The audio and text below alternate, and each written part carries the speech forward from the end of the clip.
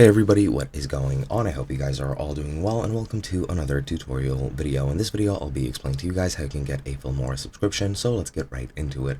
As you can see, currently I'm on the Wondershare site on the Filmora screen, and now I'm gonna go ahead and try and buy the subscription. Now, I'm not actually gonna buy it since I don't have the money at the current moment, but if you want a license, you just need to go here into Buy Now, and that's gonna take you to the subscription panel. Now, as you can see, you have three tiers of a subscription. You have the basic one, the advanced one, and the perpetual one.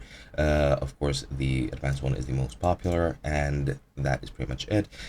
Basic is just $10 per month, advanced is $35 per year, and perpetual is a one-time license purchase of $50, and then you can use it pretty much perpetually. As it says, you can choose which platform you want. You have Windows or Mac, and as you can see, for others, you can use it wherever you want, since it is just a monthly payment or yearly payment. However, the perpetual one needs to be tied to a platform, so you just need to click Buy Now and purchase the subscription you want as any other purchase, and then you'll get an email with the license key and everything.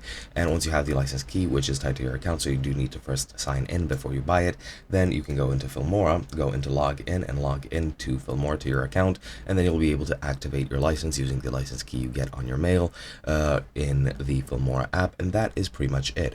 Now, keep in mind, to use Filmora on multiple devices, they need to be on the same platform, and to access, for example, on Windows, if you want to access a different PC, you need to first log off of the first one and then log in to the second one, and that is pretty much it. Hope you guys enjoyed, and I'll be seeing you guys in another video.